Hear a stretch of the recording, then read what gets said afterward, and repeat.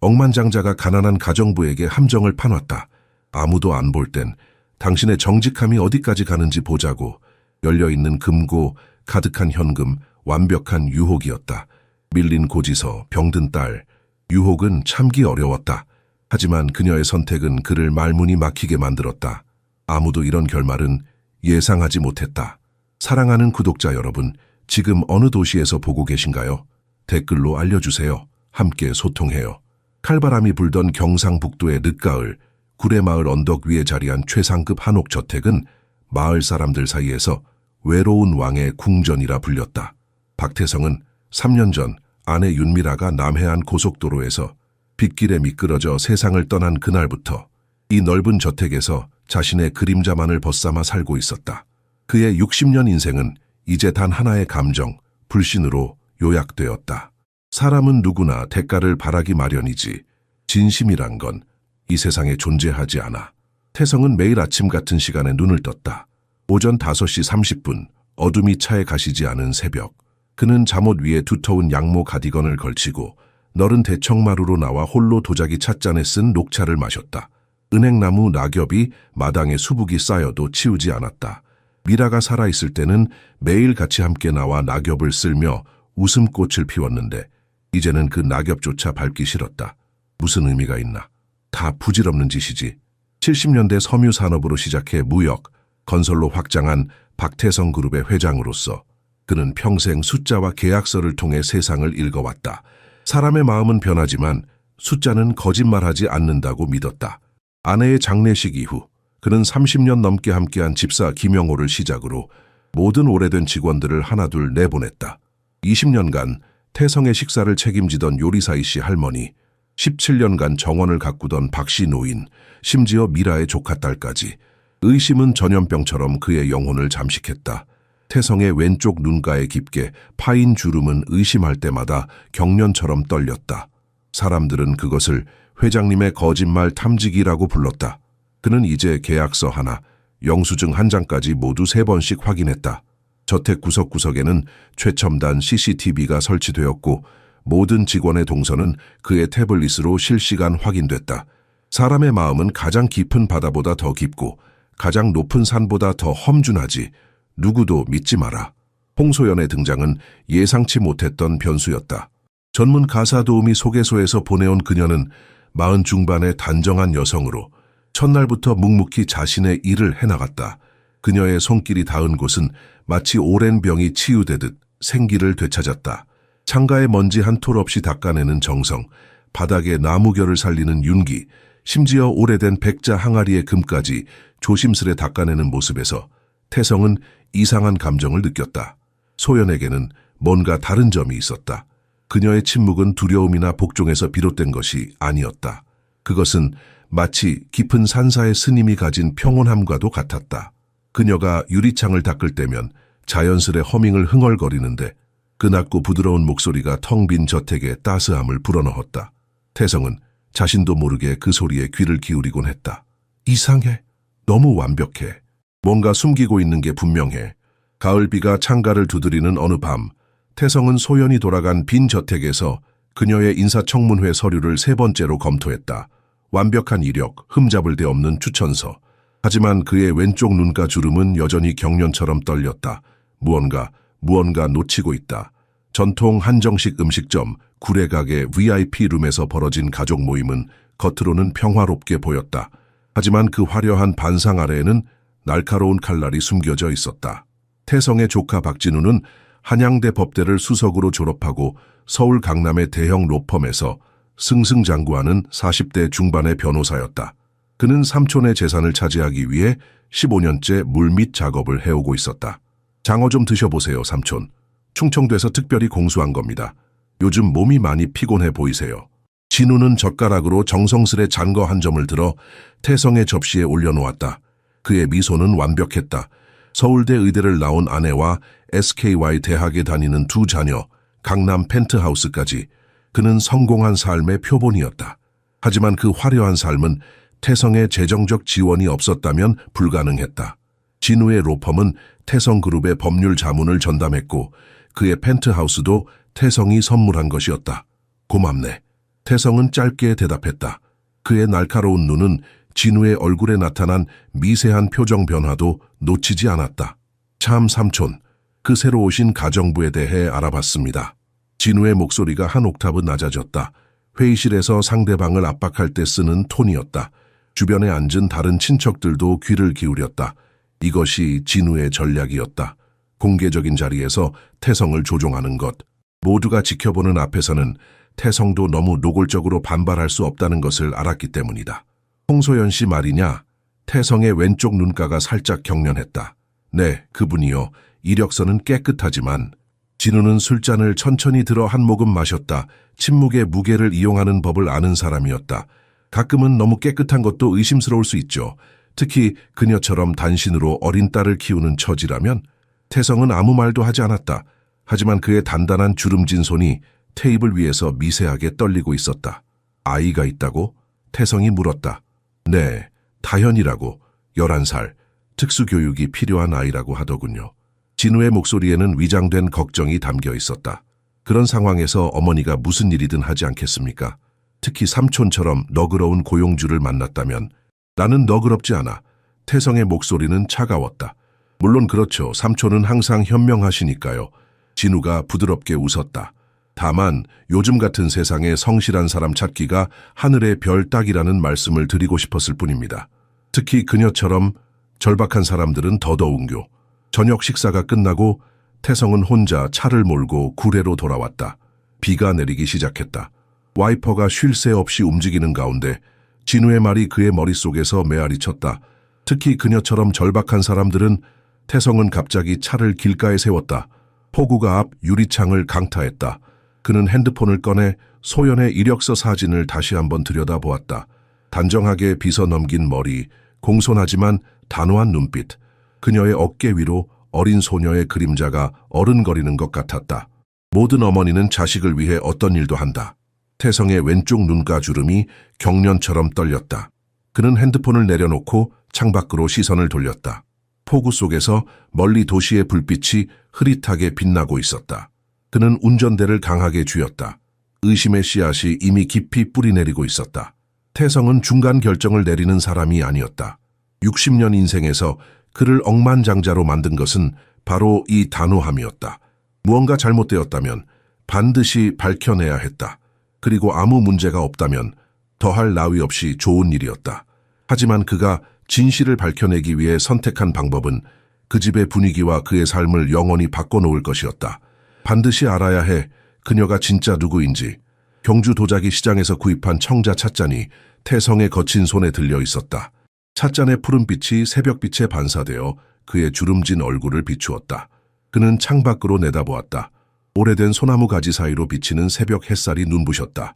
가을의 마지막 온기였다. 지난밤 태성은 30년 만에 처음으로 미라의 꿈을 꿨다. 꿈속에서 그녀는 태성의 서재에 서 있었다. 열린 금고 옆에 서서 뭔가를 말하려는 듯했지만 소리가 들리지 않았다. 그 모습은 단순히 미라의 존재 때문이 아니라 그녀가 전하려는 메시지 때문에 더 불안하게 느껴졌다. 그 여자를 시험해 봐야겠어. 태성은 낡은 참나무 책상 앞에 앉아 가족 사진을 바라보았다. 지금은 모두 떠나버린 사람들이었다. 진우의 말이 귓가에 메아리 쳤다. 특히 그녀처럼 절박한 사람들은. 그는 소연의 이력서를 다시 한번 꺼내 읽었다. 전라남도 작은 마을 출신, 서울의 중견 가정에서 7년간 근무, 완벽한 추천서. 너무 완벽했다. 세상에 이런 완벽함은 존재하지 않았다. 적어도 태성이 알던 세상에서는 모든 사람에겐 약점이 있기 마련이야. 태성은 벽난로 옆에 자리한 400년 된 목재 사주단에 다가갔다. 조선시대부터 내려온 갑오였다. 그는 숨겨진 장치를 눌러 비밀 서랍을 열었다. 오래된 금고 열쇠가 나왔다. 이 금고에는 그의 가장 소중한 것들이 보관되어 있었다. 미라와의 결혼사진, 첫 계약서, 조상 대대로 내려온 옥 도장, 그리고 현금 다발. 누구에게도 보여주지 않았던 것들이었다. 태성의 손이 열쇠를 꽉 쥐었다가 풀었다. 이번 시험은 단순한 의심을 넘어 그 자신의 영혼을 시험하는 것이기도 했다. 다시 믿을 수 있는 능력, 다시 사람을 신뢰할 수 있는 용기를 시험하는 것, 그가 지난 3년간 쌓아올린 고립의 벽을 허무는 것. 모든 사람이 배신자는 아닐 테지. 그렇지? 그는 서재 안쪽 벽에 있는 작은 문이 열쇠도 꺼냈다. 그 문은 거의 사용하지 않는 옛 서고로 통했다. 완벽한 은신처였다. 저택에 사는 몇 안 되는 사람들만이 알고 있는 공간이었다. 책장 뒤에 숨겨진 통로를 통해 서재로 직접 연결되어 있었다. 태성은 그곳에서 책장 틈새로 서재를 볼 수 있었다. 그는 조선시대 괴종시계 위에 작은 카메라를 설치했다. 금고를 직접 볼 수 있는 각도였다. 모니터링 시스템은 그의 핸드폰에 연결되어 있어 멀리서도 실시간으로 모든 것을 지켜볼 수 있었다. 진실은 언제나 드러나게 마련이지. 태성은 창가에 서서 가을 정원을 내려다보았다. 단풍이 든 은행나무 아래에서 소연이 낙엽을 쓸고 있었다. 그녀의 고요한 움직임, 자연스러운 미소, 주변 공기마저 정화시키는 듯한 그 존재감. 만약 그녀가 정말 그런 사람이 아니라면, 만약 그 모든 것이 연기라면 태성의 가슴이 무거워졌다. 하지만 그는 이미 결정을 내렸다. 이제 돌이킬 수 없었다. 늦가을 일요일 아침 소연은 늘 그랬듯 정확히 8시에 저택에 도착했다. 그녀는 등 뒤에 작은 가방에 다현이의 미술 도구를 챙겨왔다. 11살 다현이는 자폐 스펙트럼 장애를 가졌지만 그림 그리기에 특별한 재능을 보였다. 소연이 일하는 동안 다현이는 저택 뒤편 은행나무 아래에서 종이와 색연필로 세상을 표현했다. 다현이는 특별한 아이였다. 말은 많지 않았지만 그녀의 눈빛은 세상의 모든 것을 꿰뚫어 보는 듯했다. 아이의 움직임은 마치 섬세한 서예가의 분놀림처럼 정교했고 그녀의 그림은 평범한 어린이의 것이 아니었다. 타고난 감각이 물씬 묻어났다. 태성은 가끔 창문으로 그 작은 소녀를 관찰했다. 어쩐지 그 아이의 고요함이 자신과 닮았다고 느꼈다. 그 아이는 참 이상한 눈을 가졌군. 태성은 중얼거리며 시계를 확인했다. 9시 30분. 모든 준비는 끝났다. 서재의 금고는 활짝 열려 있었고 그 안에 현금 다발과 문서들이 모두 드러나 있었다. 훌륭한 미끼였다. 그는 이미 저택 곳곳에 CCTV를 점검했고 소연의 동선을 철저히 계산했다. 모든 사람은 시험 받아야 해. 나도 그랬으니까. 태성은 검은색 벤츠를 타고 정문을 통해 나갔다. 하지만 실제로는 마을을 한 바퀴 돌아 저택 뒤편 산책로를 통해 다시 들어왔다. 어릴 적 숨바꼭질을 하며 자주 이용했던 길이었다. 검은 마스크와 모자로 변장한 그는 서고의 비밀문을 통해 들어와 어둠 속에 자리를 잡았다. 핸드폰 화면이 푸른빛을 내뿜었다. 그의 얼굴에는 기다림의 긴장감이 서려 있었다. 소연은 부엌을 마치고 천천히 2층으로 올라갔다. 그녀의 움직임에는 서두름이 없었다. 물걸레로 대리석 복도를 닫고 오동나무 서랍장을 정성스레 먼지털이 했다. 태성의 숨소리가 빨라졌다. 소연이 서재 문 앞에 다가왔다. 이제 곧. 휴대폰 화면에 비친 소연의 얼굴이 서재 문을 열자 순간적으로 놀란 기색을 보였다. 금고가 열려 있고 그 안에 내용물이 고스란히 드러나 있었다. 수천만 원의 현금 다발, 가족 대대로 내려온 옥도장들, 중요 문서들. 욕심 있는 사람이라면 누구라도 유혹을 느낄 만한 광경이었다. 소연이 청소 도구를 바닥에 내려놓고 금고 쪽으로 천천히 다가갔다. 태성의 심장이 빠르게 뛰었다. 지금이 바로 그 순간 소연의 진짜 모습이 드러날 시간이었다. 그는 호흡을 죽이고 화면을 응시했다. 소연의 얼굴에서 탐욕의 기색을 찾으려 했다. 하지만 소연의 표정은 그가 예상했던 것과 달랐다. 그녀의 눈에는 욕심이 아닌 다른 감정이 어려 있었다. 마치 무언가를 깨달은 듯한 슬픔과 연민이 섞인 복잡한 감정이었다. 뭐지? 태성은 핸드폰 화면을 더 가까이 끌어당겨 보았다. 소연이 금고 앞에 무릎을 꿇고 잠시 안을 들여다보았다. 하지만 그녀는 어떤 물건도 건드리지 않았다. 단지 깊은 생각에 잠긴 듯 한동안 그 자리에 머물러 있다가 일어나 책상 쪽으로 향했다. 태성의 머릿속에 혼란이 밀려왔다. 이게 무슨 의미지? 왜 아무것도 가져가지 않는 거지? 소연은 서랍에서 메모지를 꺼내 뭔가를 적기 시작했다. 그녀의 손놀림은 빠르지도 느리지도 않았다. 마치 오랫동안 생각해왔던 말을 적는 것처럼 확신에 찬 모습이었다. 무슨 내용일까? 태성의 눈가가 경련처럼 떨렸다. 소연은 메모를 마치고 조용히 일어났다. 그녀의 손길은 부드럽게 종이를 접었다. 그 안정된 손길에는 죄책감도 불안함도 없었다. 그저 해야 할 일을 하는 사람의 차분함만이 있었다. 그녀는 메모를 책상 위에 정성스레 올려놓고 금고를 다시 한번 바라보았다. 마치 그 안의 물건들을 암묵적으로 지키겠다는 듯한 눈빛이었다. 뭐지? 타혜성은 어둠 속에서 중얼거렸다. 그는 소연의 행동을 이해할 수 없었다. 이런 상황에서 정상적인 반응은 욕심이거나 최소한 도덕적 갈등이어야 했다. 하지만 소연에게서는 그 어떤 욕심의 흔적도 갈등의 기색도 찾아볼 수 없었다. 오히려 그녀는 마치 태성의 재산을 지키려는 듯한 행동을 보였다. 소연은 평소와 다름없이 청소 도구를 들고 서재를 나섰다. 그녀의 걸음걸이에는 변화가 없었다. 서두름도 죄책감에 쫓기는 듯한 기색도 없었다. 태성의 눈이 휴대폰 화면에 고정된 채 몇 분이 흘렀다. 소연이 계단을 내려가 부엌으로 향하는 소리가 희미하게 들렸다. 이건 예상 밖이군. 태성은 숨겨진 방에서 나와 조용히 서재로 들어갔다. 심장이 아직도 빠르게 뛰고 있었다. 그는 책상으로 다가가 소연이 남긴 메모를 들었다. 종이를 펼치기 전 그는 잠시 망설였다. 이 메모가 그의 3년간의 고립된 삶을 어떻게 바꿀지 알 수 없었다. 메모에는 단정한 필체로 이렇게 적혀 있었다. 박 회장님, 서재에 들어왔을 때 금고가 열려 있었습니다. 아무것도 건드리지 않았습니다.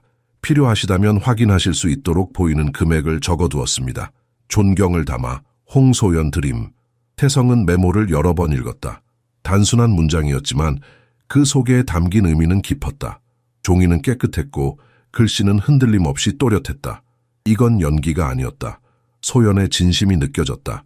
누군가의 재산을 발견했을 때 취할 수 있는 가장 정직한 행동이었다. 왜? 태성은 창가로 걸어가 바깥을 내다보았다. 정원에서 다현이가 은행나무 아래 앉아 그림을 그리고 있었다. 그 옆으로 소연이 나타나 아이의 머리를 부드럽게 쓰다듬었다. 다현이는 그림을 들어 어머니에게 보여주었다. 그것은 저택의 모습이었다. 놀랍도록 정교한 선으로 표현된 한옥 지붕과 창문들. 하지만 그림 속 저택에는 사람이 없었다. 텅 빈 건물만이 종이 위에 고고하게 서 있었다. 태성은 가슴 한구석이 묘하게 아파오는 것을 느꼈다. 그는 소연이 남긴 메모를 다시 한번 바라보았다. 이 단순한 행동이 왜 그를 이토록 혼란스럽게 만드는지 이해할 수 없었다. 아마도 이것이 그가 오랫동안 잊고 있던 어떤 감정을 불러일으켰기 때문일 것이다. 단순한 정직함이란 건 정말 존재하는 걸까? 태성의 인생에서 정직함은 항상 대가를 바라는 것이었다. 사업 파트너들의 정직함은 더 많은 이익을 위한 것이었고, 친구들의 정직함은 그의 부와 영향력을 이용하기 위한 것이었다. 심지어 가족들의 정직함조차 그의 유산을 노리는 계산된 행동처럼 느껴졌다. 하지만 소연의 행동에서는 그 어떤 계산된 흔적도 찾을 수 없었다. 그저 옳은 일을 하는 사람의 자연스러운 반응이었다. 이런 순수한 정직함을 마주한 것이 얼마만인지 태성은 기억조차 나지 않았다. 아니야, 이건 함정일 수도 있어. 태성은 자신의 감정을 다시 단단히 가두었다. 한 번의 행동으로 3년간의 불신이 무너질 수는 없었다. 어쩌면 이것은 더 교묘한 속임수의 시작일지도 모른다. 그는 창가에서 물러나 금고를 확인했다. 모든 것이 그대로였다. 하나도 빠진 것 없이. 태성은 할아버지로부터 물려받은 흑단 안락 의자에 앉아 메모지를 계속 들여다보았다. 그 단정한 글씨체가 마치 소연의 목소리처럼 들리는 듯했다. 차분하고 겸손하며 단호한. 그는 자신의 거친 손가락으로 글자 위를 천천히 더듬었다. 종이 위에 남겨진 잉크 자국이 그에게 무언가를 말하고 있었다. 이렇게 단순할 리가 없어. 그는 의자에서 일어나 금고 앞으로 다가갔다. 금고는 그대로 열려 있었다. 그는 내용물을 하나하나 확인했다. 5천만 원가량의 현금 다발, 증조 할아버지 때부터 내려온 양옥 도장 세트, 선대 회장들의 유품들, 미라와의 결혼 사진. 모든 것이 그대로였다. 하나도 움직이지 않았다. 심지어 현금 다발의 배열까지도. 왜 가져가지 않았지? 그는 메모지를 다시 읽었다. 소연은 금액까지 정확히 기록해 두었다. 그녀는 금고 안에 현금을 세었지만 단 한 장도 건드리지 않았다. 그것은 정직함을 넘어선 무언가였다. 그것은 존중이었다. 다른 사람의 소유물에 대한, 다른 사람의 사생활에 대한 깊은 존중이었다. 태성은 서재 창가에 서서 정원을 내려다 보았다. 소연과 다현이는 이미 떠난 후였다. 하지만 그들이 앉았던 은행나무 아래에는 다현이의 그림이 하나 놓여 있었다. 바람에 날아가지 않도록 작은 돌로 눌러져 있었다. 마치 그에게 남겨진 선물처럼. 그녀는 돈이 필요할 텐데. 태성은 소연의 생활 상황에 대해 생각했다. 장애가 있는 아이를 홀로 키우는 싱글맘. 특수교육, 치료, 약물 그 모든 것에 돈이 필요할 것이다. 그럼에도 불구하고 그녀는 눈앞에 유혹을 뿌리쳤다. 아니, 유혹조차 느끼지 않은 듯했다. 이런 사람이 정말 존재할까? 태성의 인생에서 만난 대부분의 사람들은 이기적이었다. 자신의 이익을 위해 그를 이용하려 했다. 그의 부를 탐했고 그의 권력을 원했고 그의 영향력에 기대려 했다. 소연은 달랐다. 그녀에게는 그런 욕망의 그림자가 보이지 않았다. 그녀는 단지 자신의 일을 묵묵히 해냈다. 완벽하게, 정직하게, 진정성 있게, 함정일지도 모른다. 태성은 여전히 의심을 놓지 않았다. 이것이 더 큰 계략의 일부일 수도 있다. 그의 신뢰를 얻기 위한 첫 단계일 수도 있다. 소연이 자신이 관찰당하고 있음을 알고 있다면, 그렇다면 이것은 완벽한 연기일 수 있다.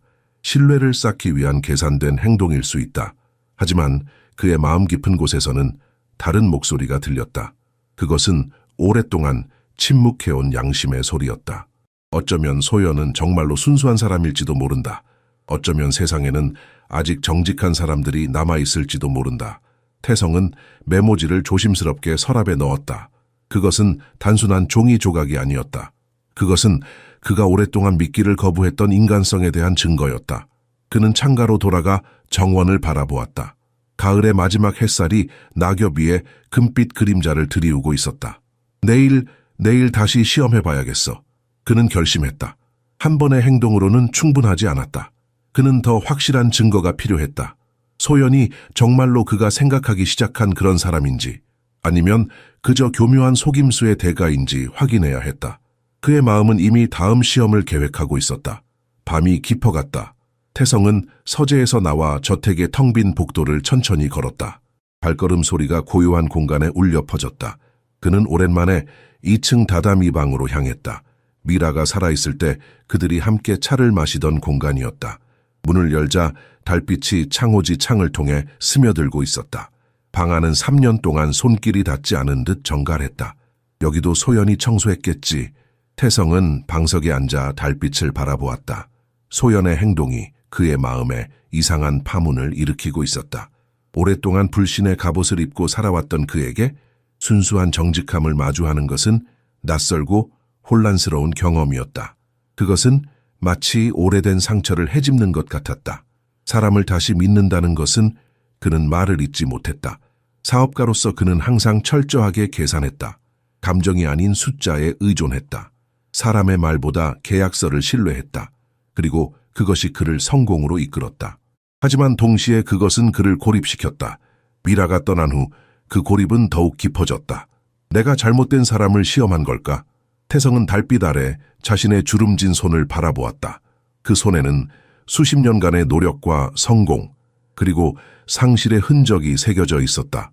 소연이 보여준 정직함은 그에게 무언가를 일깨웠다. 어쩌면 세상은 그가 생각했던 것처럼 냉혹하고 계산적이지만은 않을지도 모른다. 어쩌면 아직 믿을 만한 사람들이 존재할지도 모른다. 그러나 여전히 의심의 그림자가 그의 마음을 떠나지 않았다. 수십 년간 쌓아온 불신은 하루아침에 사라질 수 없었다. 그것은 그의 일부가 되어버렸다. 마치 피부의 일부처럼 그의 존재와 분리할 수 없는 것이었다. 더 지켜봐야 해. 한 번의 행동으로는 그는 창밖으로 달빛에 은은히 빛나는 매실나무를 바라보았다. 미라가 그토록 사랑했던 나무였다. 봄이면 하얀 꽃으로 뒤덮였다가 여름이면 신향기가 가득한 열매를 맺고 가을이면 노란 잎을 뿌리는 나무. 사계절이 변하듯 사람도 변할 수 있을까? 그의 마음도 다시 믿음으로 돌아갈 수 있을까? 태성은 일어나 창가로 다가갔다. 달빛이 그의 얼굴을 비추었다. 눈가에 깊은 주름, 굳게 담은 입술, 단단하게 굳은 표정. 하지만 그의 눈에는 미세한 변화가 있었다. 그것은 오랫동안 보지 못했던 감정이었다. 희망이라고 부를 수 있을까? 소연은 다른 사람일 수 있어. 하지만 그는 문득 진우의 말을 떠올렸다. 특히 그녀처럼 절박한 사람들은 그 말이 이제는 다르게 들렸다. 절박함이 반드시 부정직함으로 이어지는 것은 아니다. 때로는 절박함이 더 강한 도덕적 나침반을 만들어내기도 한다. 소연에게 있어 딸 다현이는 어떤 유혹보다 더 중요한 존재일 것이다. 태성은 다시 서재로 돌아와 소연이 남긴 메모를 꺼내 읽었다. 단순한 문장들. 하지만 그 안에 담긴 진정성이 이제는 더 선명하게 느껴졌다. 그는 메모를 옆에 두고 누웠다. 오랜만에 그의 마음이 조금은 가벼워진 채로 내일 다시 확인해보자. 그날 밤 태성은 3년 만에 처음으로 악몽 없이 잠들었다. 다음 날 아침 태성은 평소보다 일찍 일어났다. 거울 속 자신의 모습이 낯설게 느껴졌다. 눈에 띄는 변화는 없었지만 뭔가 다른 기운이 감돌았다. 어쩌면 오랜만에 편안히 잠든 덕분일까. 그는 평소와 달리 정성을 들여 옷을 골랐다. 오랫동안 입지 않았던 네이비 블루 양복, 미라가 마지막 생일에 선물했던 넥타이. 서울에 중요한 회의가 있습니다. 저녁 늦게 돌아올 겁니다. 그는 부엌에서 아침 식사를 준비하던 소연에게 담담하게 말했다. 그녀는 고개를 숙여 인사하며 평소와 다름없는 공손함으로 응답했다. 태성은 식탁 위에 봉투를 하나 올려놓았다. 이번 주 식료품비입니다. 필요한 것 있으면 더 사도 좋습니다. 봉투에는 평소보다 50만 원이 더 들어있었다. 테스트였다. 소연이 이 여분의 돈을 어떻게 사용할지 보고 싶었다. 그녀가 자신의 필요를 위해 사용할지 아니면 정직하게 영수증과 함께 남은 돈을 돌려줄지. 네, 감사합니다. 꼭 필요한 것만 구입하겠습니다. 소연의 대답은 항상 그랬듯 단순하고 직접적이었다. 그녀의 목소리에는 특별한 감정의 변화가 없었다. 태성은 그녀의 표정을 유심히 살폈다. 추가 금액에 대한 놀라움이나 기쁨의 흔적은 보이지 않았다. 그저 일상적인 거래를 하는 것처럼 평온했다. 태성은 진짜로 서울에 가지 않았다. 대신 인근 청송급 중심가의 한 카페로 자리를 옮겼다. 그곳에서는 소연이 자주 가는 시장과 약국이 잘 보였다. 그는 검은 선글라스와 모자로 변장한 채 창가 자리에 앉아 커피를 주문했다. 가끔은 신문으로 얼굴을 가리기도 했다. 이런 짓을 하다니 그는 자조적으로 웃었다.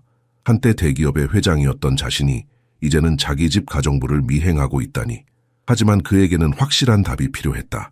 소연이 정말 그녀가 보여주는 그대로의 사람인지 확인해야 했다. 오전 10시경 그는 소연과 다현이가 시장 입구에 나타나는 것을 발견했다. 다현이는 파란색 원피스를 입고 있었고 작은 손에는 회전하는 장난감을 들고 있었다. 아마도 자폐 아동을 위한 감각 장난감인 듯했다. 소연은 검은 머리를 단정하게 묶고 소박한 베이지색 블라우스에 검은색 면바지를 입고 있었다. 그녀의 외모에는 꾸밈이 없었다. 태성은 그들의 모든 행동을 주시했다. 소연은 먼저 약국에 들러 무언가를 구입했다. 영수증을 꼼꼼히 확인하고 지갑에 넣는 모습이 보였다. 이어서 그들은 아동용품 전문점으로 향했다. 소연은 가격표를 유심히 살피며 다현이에게 필요한 물건들을 신중하게 선택했다. 특수 교육용 퍼즐 감각 발달을 돕는 매트, 그리고 촉감 자극을 위한 특수 장갑, 모두 다현이의 상태를 위한 것들이었다. 그녀는 자신을 위해 아무것도 사지 않는군. 태성은 그들이 시장에서 나와 식료품점으로 향하는 것을 지켜보았다. 소연의 모든 선택은 계산되어 있었다. 양배추 하나를 고를 때도 여러 개를 비교해 가장 신선한 것을 골랐다. 고기는 가장 저렴한 부위를 선택했지만 다현이를 위한 우유는 고급 유기농 제품이었다. 그녀의 모든 행동에는 철저한 우선순위가 있었다. 태성은 더 이상 지켜볼 필요가 없다고 느꼈다. 그는 카페를 나와 자신의 차로 돌아갔다. 운전대를 잡은 그의 손이 미세하게 떨렸다. 소연의 모습이 머릿속에서 맴돌았다. 그녀의 소박함, 아이를 향한 무한한 사랑과 헌신, 철저한 정직함. 그것은 연기처럼 보이지 않았다. 그것은 그녀의 본질이었다. 저택으로 돌아오는 길, 태성은 차를 한적한 산길에 세우고 잠시 숨을 골랐다. 앞유리창 너머로 펼쳐진 가을산의 붉은 단풍이 그의 복잡한 마음을 더욱 선명하게 비추는 듯했다. 소연의 행동은 단 한치의 거짓도 없어 보였다. 그녀는 태성의 돈으로 자신을 위한 어떤 사치품도 구입하지 않았다. 오직 딸과 집안일에 필요한 것들만 구입했다. 이런 사람이 정말 존재할까? 태성은 지난 30년간의 비즈니스 세계에서 만난 수많은 사람들을 떠올렸다. 겉으로는 충성을 맹세하지만 뒤에서는 배신의 칼을 갈던 동업자들, 돈 앞에서 손쉽게 원칙을 저버리던 직원들, 이익을 위해 가족까지 팔아넘기던 친척들. 태성의 세계에서 정직함은 희귀한 화폐와 같았다. 그것은 존재하지만 실제로 볼 수 있는 기회는 거의 없었다. 그런데 소연은 달랐다. 그녀의 정직함은 계산된 것이 아니었다. 그것은 그녀의 본성이었다. 마치 매실나무가 봄이 되면 꽃을 피우고 가을이 되면 열매를 맺는 것처럼 자연스러운 것이었다. 내가 틀렸을 수도 있어. 이 생각은 태성에게 낯설었다. 그는 자신의 판단을 의심하는 법이 거의 없었다. 사업가로서 그의 직감은 대부분 정확했다. 하지만 소연 앞에서 그의 의심 시스템은 혼란스러워졌다. 그녀는 그의 모든 시험을 통과했다. 금고 앞에서도 추가 예산을 받았을 때도 그녀는 한치의 흔들림도 없었다. 태성은 자동차를 다시 출발시켰다. 도로를 따라 굽이치는 단풍나무들 사이로 저택이 보이기 시작했다. 그는 다시 한번 소연의 모습을 떠올렸다. 다현이의 손을 잡고 시장을 걷는 모습, 물건의 가격을 꼼꼼히 확인하는 모습, 딸에게 온전히 집중하는 모습. 그것은 연기가 아니었다. 태성은 비즈니스 세계에서 셀 수 없이 많은 거짓말쟁이들을 만나왔다. 그는 가짜 미소와 가식적인 친절함을 간파하는 데 능했다. 소연에게서는 그런 흔적을 찾을 수 없었다. 그럼에도 불구하고 그는 여전히 확신할 수 없었다. 어쩌면 소연은 더 교묘한 사기꾼일지도 모른다. 어쩌면 그녀는 장기적인 계획을 가지고 있을지도 모른다. 처음부터 신뢰를 쌓아 나중에 더 큰 이득을 취하려는 전략일 수도 있다. 태성은 이런 가능성을 배제할 수 없었다. 세상은 그에게 너무 많은 배신의 교훈을 가르쳐왔다. 저택에 도착한 태성은 소연이 정원에서 빨래를 널고 있는 모습을 발견했다. 가을 햇살이 그녀의 검은 머리카락에 반사되어 은은한 빛을 만들어냈다. 다현이는 근처 벤치에 앉아 그림을 그리고 있었다. 평화로운 모습이었다. 마치 오래된 민화 속 한 장면 같았다. 태성은 차 안에서 그들을 지켜보았다. 갑자기 그는 자신이 이런 감시를 계속하는 것이 옳은지 의문이 들었다. 소연은 이미 그의 모든 시험을 통과했다. 그녀가 정직하다는 충분한 증거가 있었다. 그럼에도 불구하고 그는 여전히 의심했다. 이것은 소연의 문제가 아니라 그 자신의 문제였다. 그는 너무 오랫동안 불신의 갑옷을 입고 살아왔다. 그 갑옷을 벗는 것은 생각보다 훨씬 어려웠다. 더 알아봐야 해. 그녀의 진짜 이야기를. 태성은 자신의 한옥 서재에 앉아 소연의 이력서를 다시 한번 꺼내들었다. 서류상으로 그녀의 과거는 깨끗했다. 전라남도 순천의 작은 마을 출신, 중학교까지만 마치고 일찍 사회에 나온 여성. 결혼과 이혼에 관한 기록은 없었지만 딸 다현이가 있다는 것은 분명했다. 그는 진우에게 전화를 걸었다. 진우야, 홍소연에 대해 더 깊이 조사해 줄 수 있겠나? 전화기 너머로 진우의 목소리가 갑자기 긴장된 것이 느껴졌다. 네, 무슨 일이 있었습니까? 제가 말씀드렸잖아요. 그녀를 조심하라고. 아니, 그런 게 아니야. 그냥 더 알고 싶을 뿐이다. 통화를 마친 태성은 창밖을 바라보았다. 산 너머로 저녁 노을이 지고 있었다. 한 번의 시험으로는 충분하지 않았다. 정직한 사람도 일시적으로 유혹을 이겨낼 수 있다. 하지만 지속적인 유혹 앞에서는 그는 더 큰 시험을 계획했다. 다음 날 아침, 태성은 평소보다 일찍 소연을 불렀다. 다음 주에 사업차 제주도에 가야 합니다. 사흘 정도 집을 비울 예정입니다. 소연은 공손히 고개를 숙이며 대답했다. 네, 알겠습니다. 집은 걱정 마세요. 그런데 태성은 잠시 망설이는 듯했다. 다현이가 학교에 가는 동안 당신 혼자 일하기 힘들지 않나요? 소연의 눈이 살짝 커졌다. 태성이 다현이에 대해 언급한 것은 처음이었다. 아, 다현이는 일반 학교에 다니지 않아요. 특수학교에 일주일에 3번만 가고 나머지는 제가 돌봅니다. 그렇군요. 태성은 천천히 고개를 끄덕였다. 그럼 제가 없는 동안 다현이도 데려와도 좋습니다. 뒷뜰에 있는 작은 별채를 써도 됩니다. 그곳에서 지내면 출퇴근 시간도 절약되고. 소연의 표정에 놀라움이 스쳤다. 그것은 태성이 그녀에게서 본 첫 번째 감정적 반응이었다. 정말 괜찮으시겠어요? 다현이는 때때로 소리를 내기도 하고 괜찮습니다. 어차피 저는 없을 테니까요. 그날 저녁 태성은 별채를 살펴보았다. 오래된 정원사가 쓰던 곳으로 아담한 한옥 구조였다. 방 2개와 작은 부엌, 욕실이 있었다. 수년간 사용하지 않았지만 청소하면 충분히 살만했다. 그는 특별히 이불과 베개, 식기류를 새로 구입하도록 지시했다. 이것은 단순한 친절이 아니었다. 더 깊은 시험이었다. 소연이 없는 집에 혼자 머물게 하는 것, 그녀에게 완전한 자유와 접근성을 제공하는 것. 과연 그녀는 이 기회를 어떻게 활용할 것인가? 만약 그녀가 불순한 의도를 가졌다면 이보다 더 좋은 기회는 없을 거야. 태성은 별채에서 나와 정원을 가로질러 본채로 향했다. 가을 바람이 은행나무 잎을 흩날렸다. 그는 걸음을 멈추고 잠시 하늘을 올려다보았다. 별들이 하나둘 나타나기 시작했다. 미라와 함께 이 정원에서 별을 보던 날들이 생각났다. 그때는 세상이 단순했다. 사랑하는 사람이 곁에 있었고 미래는 밝아 보였다. 내가 너무 의심이 많은 걸까, 미라야. 그는 중얼거렸다. 하지만 대답은 오지 않았다. 그저 바람소리만이 그의 귓가를 스쳤다. 다음 날 태성은 소연에게 별채 열쇠를 건넸다. 필요한 것이 있으면 말씀하세요. 당신과 다연이가 편안하게 지내길 바랍니다. 소연은 깊이 허리를 숙여 인사했다. 너무 감사합니다, 회장님. 정말 이런 배려는 처음입니다. 그녀의 목소리가 살짝 떨렸다. 그것은 감정을 억누르는 사람의 떨림이었다. 태성은 자신도 모르게 그녀의 눈을 바라보았다. 맑고 깊은 갈색 눈동자. 그 안에서 거짓의 그림자는 보이지 않았다. 아무것도 아닙니다. 당신이 집을 잘 돌봐주니까요. 태성은 시험을 설정했다. 이제 결과를 기다릴 일만 남았다. 태성은 제주도로 떠나는 척했다.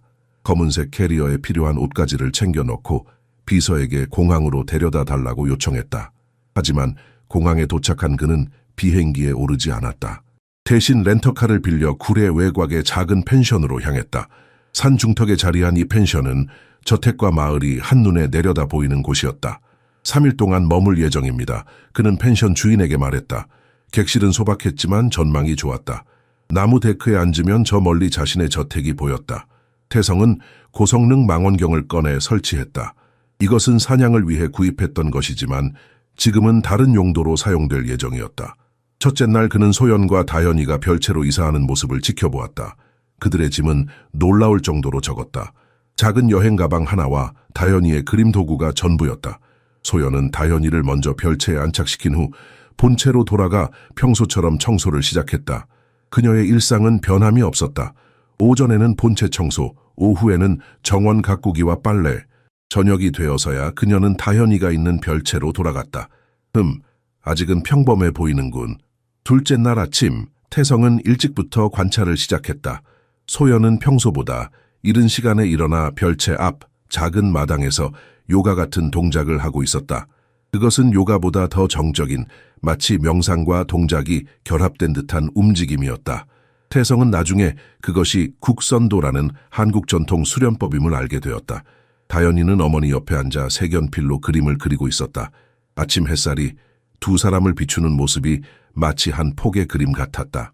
태성은 자신도 모르게 미소를 지었다. 오전 중반, 소연은 다현이를 데리고 마을로 나갔다. 태성은 재빨리 차에 올라 그들을 뒤따랐다.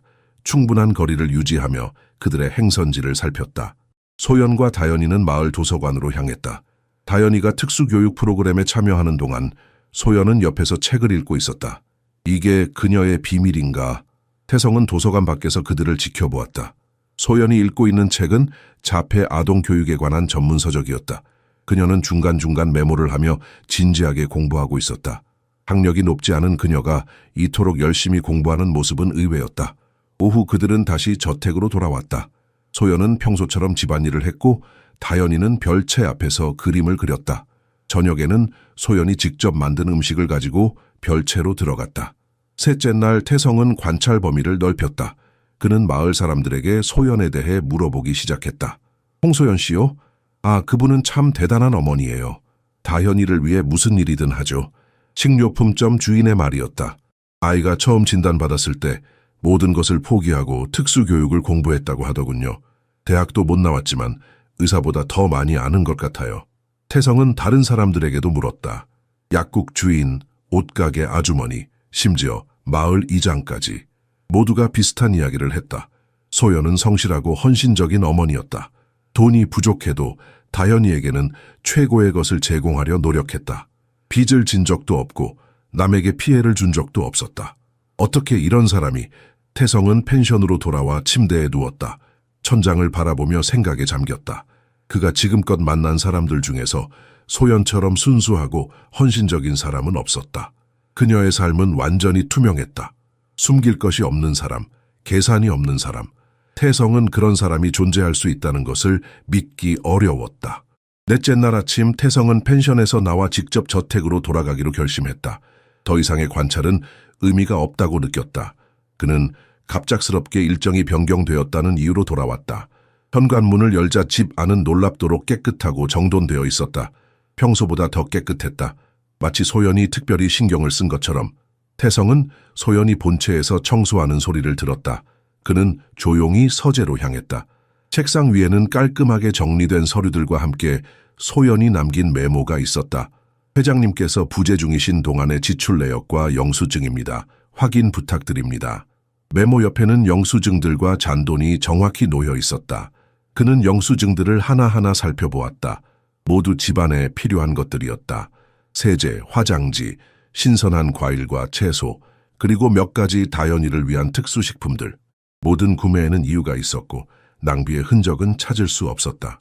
회장님 돌아오셨군요. 소연의 목소리에 태성은 고개를 들었다. 그녀는 문간에 서서 공손히 인사했다. 네, 일이 생각보다 빨리 끝났습니다. 식사 준비해 드릴까요? 괜찮습니다. 이미 먹었어요. 소연이 나간 후 태성은 서랍을 열어 소연이 이전에 남겼던 메모들을 꺼냈다. 첫 번째 메모는 금고를 발견했을 때의 것이었다. 두 번째는 추가 예산으로 장을 본 후의 정산서였다. 그리고 지금 세 번째 메모. 모두 같은 필체, 같은 정직함, 같은 세심함을 보여주고 있었다. 태성은 창밖을 바라보았다. 별채에서 다현이가 그림을 그리고 있었다. 그는 망설이다가 정원으로 나갔다. 가을 공기가 상쾌했다. 오래된 매실나무 아래로 걸어가 다현이가 있는 곳으로 향했다. 안녕 다현아. 다현이는 고개를 들지 않았다. 그저 그림에 집중하고 있었다. 태성은 아이의 옆에 조심스럽게 앉았다. 다현이의 그림은 놀라웠다. 저택의 모습이었지만 색감과 구도가 전문가적이었다. 특히 하늘의 구름 표현은 마치 조선시대 화가의 작품을 연상시켰다. 정말 아름답구나. 태성이 말했을 때 다현이는 처음으로 그를 바라보았다. 아이의 맑은 눈에는 경계심이 없었다. 그저 순수한 호기심만이 있었다. 다현이는 그림을 정말 좋아해요. 소연이 다가와 말했다. 그녀의 목소리에는 자부심이 묻어났다. 전문적으로 배우나요?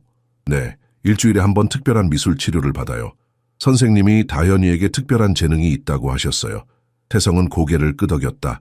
정말 그런 것 같군요. 그는 다현이의 그림을 더 자세히 살펴보았다. 그림 속에는 저택뿐만 아니라 정원에서 일하는 소연의 모습, 매실나무 아래 앉아있는 태성의 모습도 그려져 있었다. 태성은 놀랐다. 다현이는 그를 관찰하고 있었던 것이다. 아이의 눈에는 어른들이 보지 못하는 것들이 보였다. 저희가 불편을 드렸다면 죄송합니다. 내일 바로 집으로 돌아가겠습니다. 소연이 조심스럽게 말했다. 태성은 그녀를 바라보았다. 햇살이 그녀의 얼굴을 비추고 있었다. 단순하지만 고귀한 아름다움이 있었다. 인생의 고난을 견뎌낸 사람의 얼굴이었다. 그럴 필요 없습니다. 당신과 다현이가 이곳에 머무는 것이 좋습니다. 태성의 말에 소연의 눈이 커졌다. 그녀는 무슨 말을 해야 할지 몰라 그저 고개를 숙였다. 감사합니다, 회장님. 다현이는 자신의 그림을 태성에게 건넸다. 그것은 아이가 줄 수 있는 가장 소중한 선물이었다. 그날 밤 태성은 다현이의 그림을 서재 벽에 걸었다. 평생 수집해온 값비싼 미술품들 사이에 어린 소녀의 수채화가 자리했다. 이상하게도 그 그림이 가장 눈에 띄었다. 마치 오랫동안 그 자리를 기다려왔던 것처럼. 태성은 전화기를 들어 진우에게 전화를 걸었다. 소연에 대한 추가 조사를 취소하라는 내용이었다. 이제 더 이상의 조사는 필요하지 않았다. 그는 충분히 보았고 충분히 알게 되었다. 소연은 숨길 것이 없는 사람이었다. 그럴 리가 없습니다, 삼촌. 모든 사람에겐 비밀이 있어요. 제가 조금만 더 깊이 파보면 필요 없다, 진우야. 이제 그만. 태성은 단호하게 말했다. 전화를 끊고 창가로 다가갔다. 달이 떠오르고 있었다. 은은한 달빛이 정원을 비추고 별채의 작은 창문에서는 따뜻한 불빛이 새어나왔다. 소연과 다현이의 작은 세계, 그곳에는 무언가 다른 것이 있었다. 평화, 진실, 순수함. 아침이 밝았다. 태성은 평소보다 일찍 일어나 부엌으로 향했다. 소연은 이미 아침 식사를 준비하고 있었다. 오늘 일정이 어떻게 되나요? 태성이 물었다. 소연은 놀란 듯 그를 바라보았다. 그가 그녀의 일정에 관심을 보인 것은 처음이었다. 오전에는 집안 청소를 하고 오후에는 다현이가 미술 치료를 받으러 가야 합니다. 내가 데려다 줄까요? 소연의 손이 멈췄다. 그녀는 태성을 바라보았다. 그의 얼굴에는 평소와 다른 표정이 있었다. 더 부드럽고 더 열린 표정. 괜찮습니다. 버스를 타면 돼요. 아니요, 내가 데려다 주겠습니다. 오랫동안 운전을 하지 않았더니 손에 감각이 없어져서 말이죠. 태성의 말에 미소가 담겨 있었다. 이것은 단순한 친절이 아니었다. 이것은 태성이 오랫동안 쌓아온 벽을 조금씩 허물기 시작했다는 신호였다. 오후 태성은 직접 운전하여 다현이를 미술치료센터에 데려다 주었다. 센터는 구례에서 약 30분 거리의 하동에 있었다. 차 안에서 다현이는 조용히 창밖을 바라보며 가끔 작은 소리를 냈다. 소연은 딸의 머리를 부드럽게 쓰다듬으며 달랬다. 다현이는 낯선 상황을 어려워해요. 괜찮습니다. 나도 비슷해요. 태성의 말에 소연이 살짝 웃었다. 그것은 태성이 본 첫 번째 진짜 미소였다. 마치 봄날의 첫 꽃이 피어나는 것처럼 자연스럽고 아름다웠다. 센터에 도착해서 태성은 다현이의 치료 과정을 지켜보았다. 미술치료사는 다현이의 그림에 깊은 감명을 받은 듯했다. 다현이는 정말 특별한 아이예요.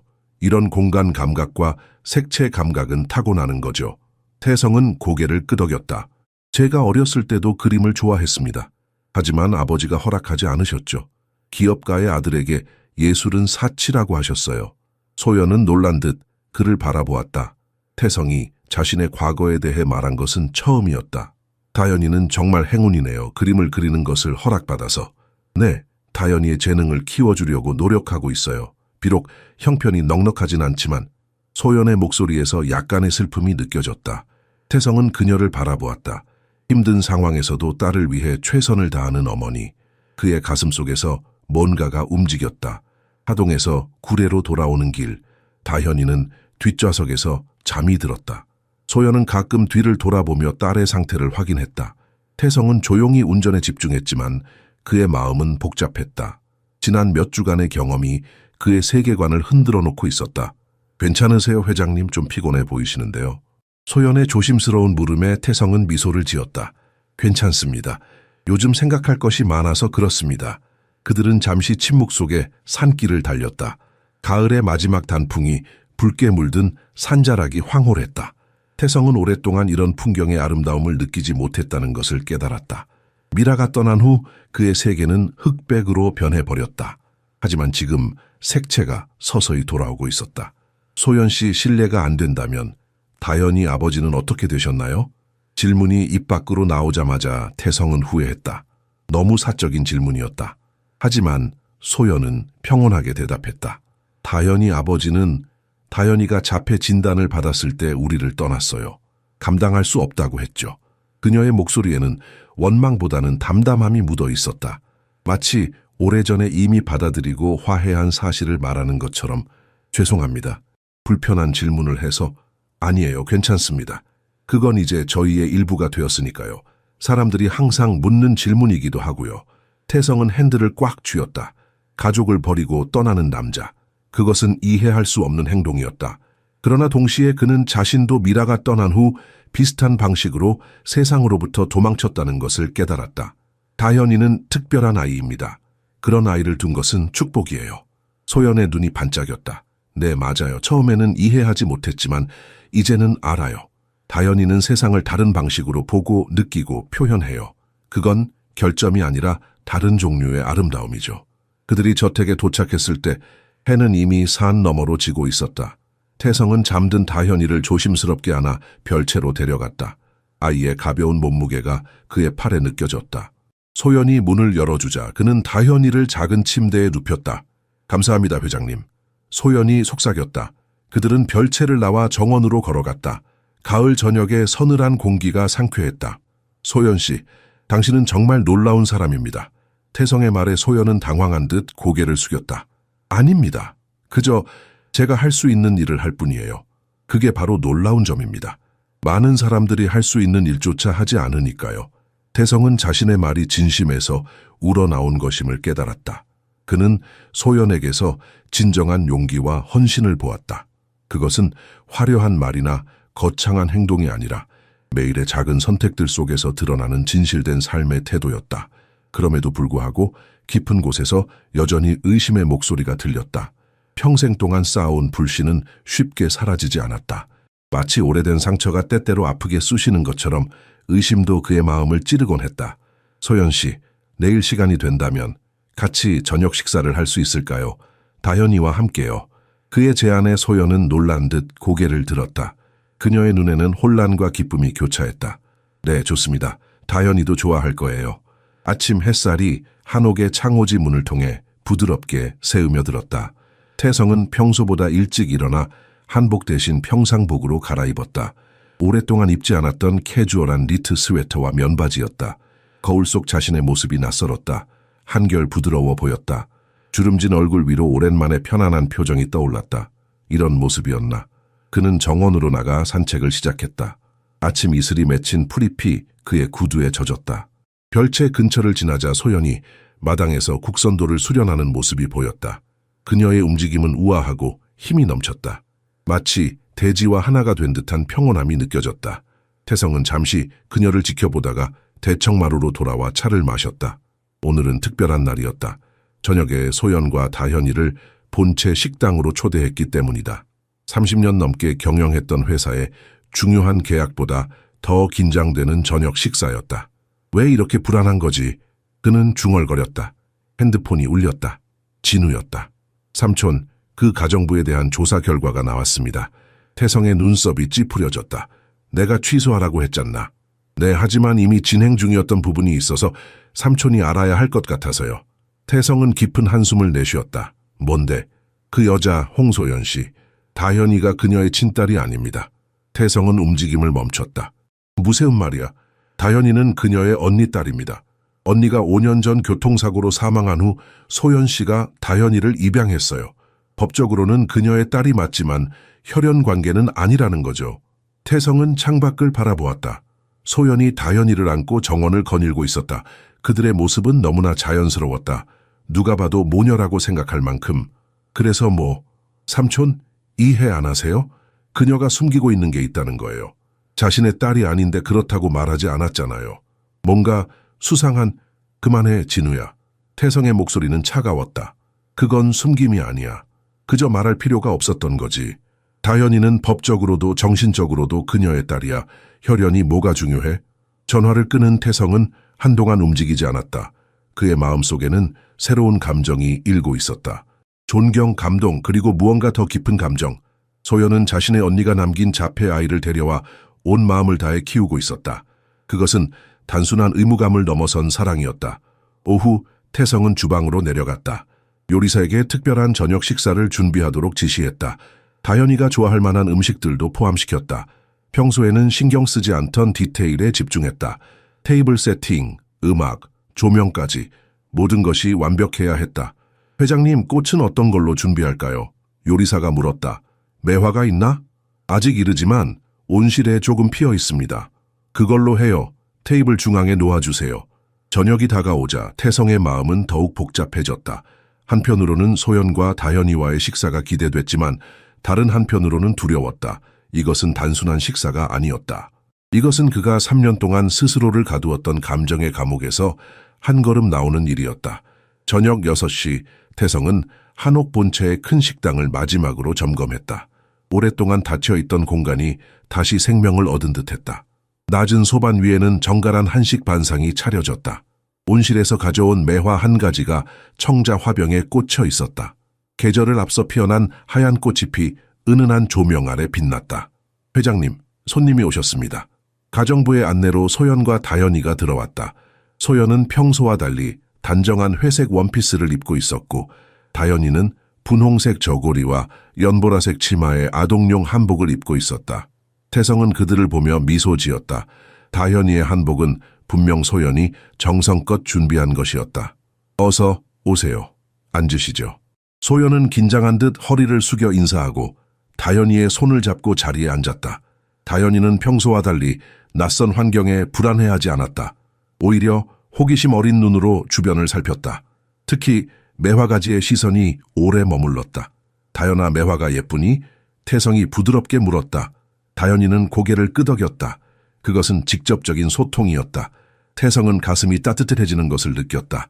매화는 추운 겨울을 이겨내고 봄을 가장 먼저 알리는 꽃이에요. 소연이 말했다.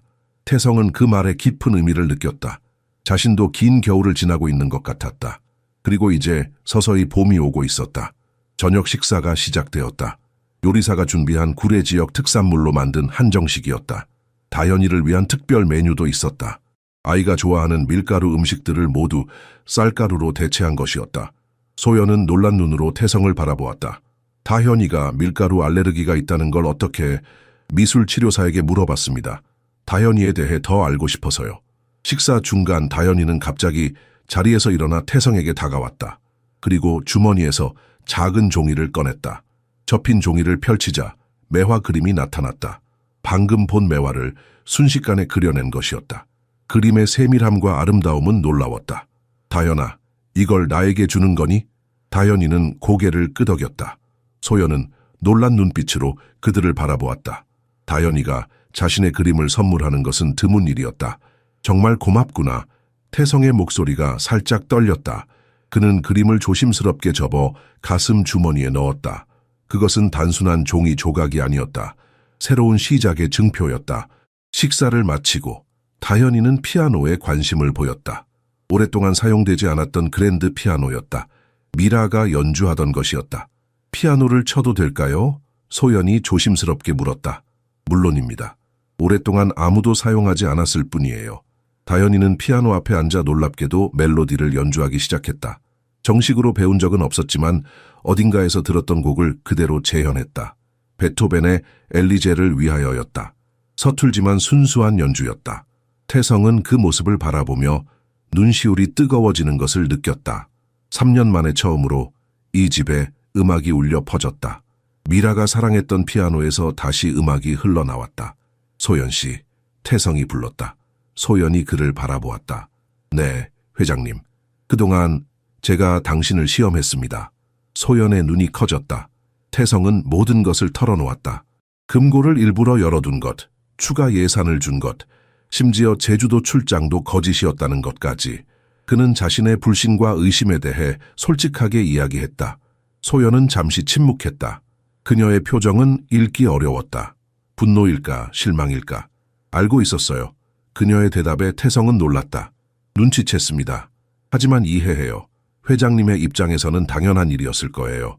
태성은 고개를 숙였다. 미안합니다. 그리고 고맙습니다. 당신이 제게 다시 믿음을 가르쳐 주었어요. 피아노에서 흘러나오는 음악 속에 두 사람의 시선이 마주쳤다. 그 눈빛 속에는 새로운 시작의 가능성이 담겨 있었다.